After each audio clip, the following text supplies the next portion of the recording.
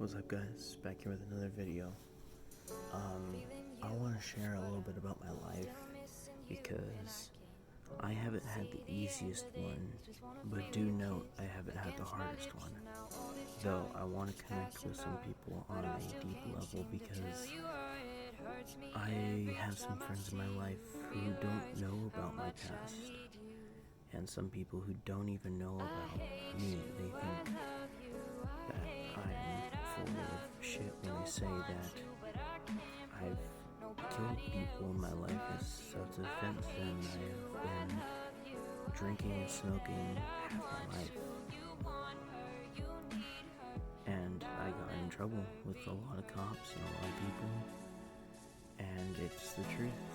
And the whole reason because of it is because I chose toxic life.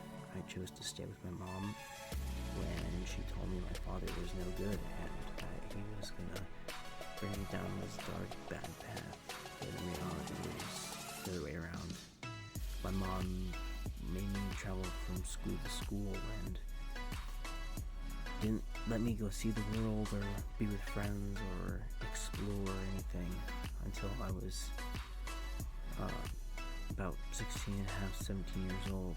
And by then it was too late. I was already planning on leaving and moving out because I realized at about 13 years old that I made a mistake in not going to my father.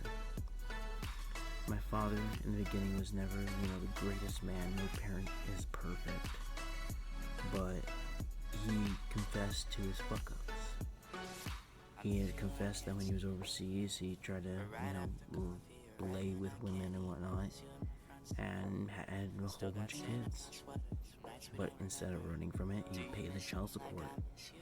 And he still pays child support for every single kid he has.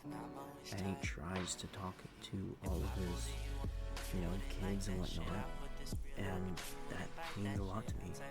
It shows dedication to something that he fucked up on.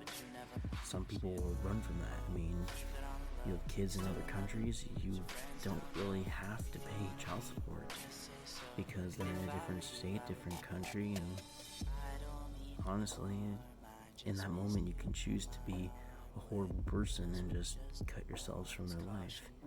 But he's been trying to stay in their lives as much as possible. My mom, she's been trying to collect income from my siblings and me right from underneath her noses. When I got the first check from the country of the United States,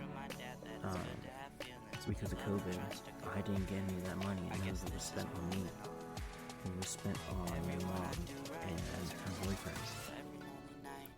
I never heard about it. I never saw a dime of it. Any money I made from my mom working for her business, because she wouldn't sign off on the papers to work anywhere else, about 97% of it went into a safe, and I never saw it for years. By the time I demanded for it, otherwise I was going to come to her house and take it out of her safe, I had made about $1,000+ and per month I was paying $960 for rent, with my brother taking up half my room and not having any privacy whatsoever, and no choice to go out and see friends or be able to stay home alone because of my choices from the past. But at the same time, it was hard. I was trying to work and make money, do school, and then do babysitting with my brothers for free, and it was not working out. And every time I tried to stand up to my parents, they would physically and mentally abuse me.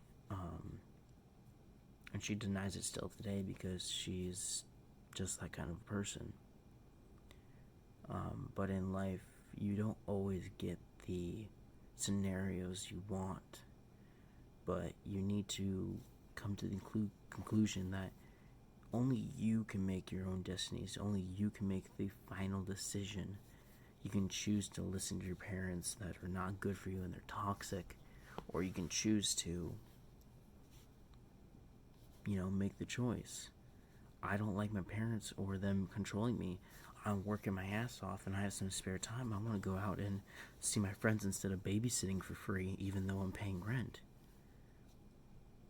And then you make that decision, and if they try to, punish you for it, you suck it up, take it like a man, or you bring up the point to someone who can do something about it. Because in reality, parents think they're almighty and all high and mighty because they're the adults. They're the ones that are in charge of you 100% and can tell you what to do. And if you lay hands on them, you can get in trouble. It doesn't matter if they physically and mentally abuse you. You lay one finger on them, they say that you just lashed out randomly and you're in juvenile detention like me. I spent about a year and a half in juvenile detention and got immediately sent to boot camp. And then I went to basic training because I was told that I was going to be a soldier for the United States of America. And I always thought my mom and dad being, soldiers was the greatest thing in the world, but it's not all it's meant out to be. It's hard work and dedication. And I wasn't even finished with my high school year, so if I was going to join, I was going to have to finish, my high school and get my certificate or do a GED, and I didn't want to do either. But it came down to what do I want to do, and I chose that I wanted to be a firefighter. I wanted to, serve, but not in the way my parents did because it's not something I want to do. I don't want to kill people. I don't like killing people. Whether they bomb us and drive planes into our buildings, I really don't care. I don't like killing. I like justice, but in the right way. And therefore, being a firefighter is the best thing I can do. I can serve and protect and help, but not take any lives. So in the main part of this video is, just choosing what you want in life and going for it. And do not stop until you complete that goal. Because until you've completed it, you've got nothing.